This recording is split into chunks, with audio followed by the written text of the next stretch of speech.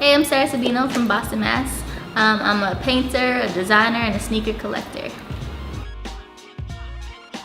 In my collection right now, I probably have over 200 pairs. I haven't counted in a long time, but I'm guessing that that's a good number to say. So the fascination with sneakers began when I actually started working at Foot Locker when I was 16 years old. I started to get my discount on shoes, and I started to read up on the stories of, like, particularly Jordan and his stories and what he was doing inside the shoes. And I started to just buy and consume and collect them. And then it became just what pair of shoes was I gonna wear to school the next day. Everybody kind of wanted to know. And up until this day, I kind of tried to do everything with sneakers, whether it was making art about them or designing them. I drew my first sneaker in high school. From that, I geared my art towards sneakers because I was like, oh, cool, like, I wear these every day. I'm just gonna draw them. I'm just gonna draw all of them. I'm gonna do stuff with that. And then, like, from there, I, like, learned about design. And then from there, I was like, man, I wanna do both. The art that you see behind me right now was inspired by and driven by the love for sneakers that I had. So following the basketball players on the court and seeing what was on their feet during the games that they're playing, and being able to capture those moments and kind of see what their lives are about while they're wearing these shoes.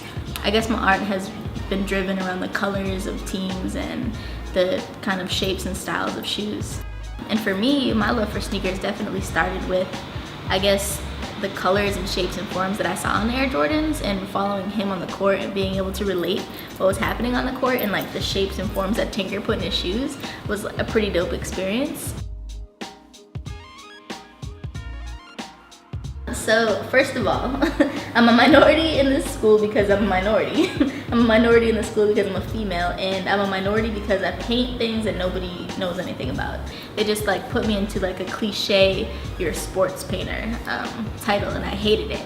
So I very much changed my mindset of what I was doing in my work and tried to create a verbiage about the elements of the game, the bodies of the athletes, all the geometry of the court and the aspects of, like, dribbling the ball, and being able to focus on showing somebody, a viewer, my artwork who might not know anything about basketball, and being able to make them feel like they're playing it, so bringing them into the game of basketball. And I think what Sneaker Museum is doing with being able to tell the stories of every single Air Jordan that's ever come out. What was he wearing? How was he wearing it? How many points did he make in that shoe? I think it's very valuable information that these kids really need to learn about, because if they want to become part of this industry and be seen as someone who actually knows what they're talking about, they need to be able to hear those stories. So I think storytelling should be done in a completely new way. I think talking to anybody who has a passion that they might not know if they could pursue it is always just follow what you believe inside of you, because, like, for me, one day in high school I drew a sneaker, and then when I got to college I saw a model of a shoe and realized you could design them, and I was already a sneaker collector. I liked color.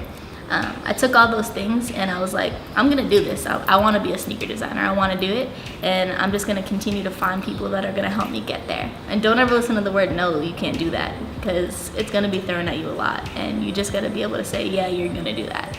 Even if you just want to paint things and get a degree in painting, like what I'll be doing, you can still hold a job just like anybody else with a design degree.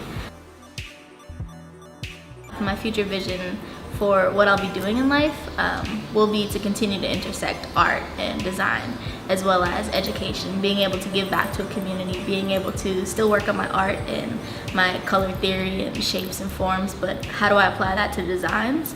And even furthermore, how do I show the youth that they can do what I've done? I'm a 5-foot female and I'm gonna be designing shoes before I graduate college, which is crazy. So being able to intersect everything, continue to work on that, continue to make art, continue to design, and just see what comes out of it, but definitely still giving back. So for those of you who do want to follow me, you can follow me on my Twitter at SneakHerSoul. And I do have a website. It's sarahmsabino.weebly.com, so go ahead and follow me there. And if you do want to know a little bit more about me and who I am, if you see this logo anywhere, it's done by me. So S4, collaboration with Sneaker Museum. I want to say thank you to Sneaker Museum for interviewing me today and definitely check out what Sneaker Museum is doing, as well as check out my own work and let us know what you think.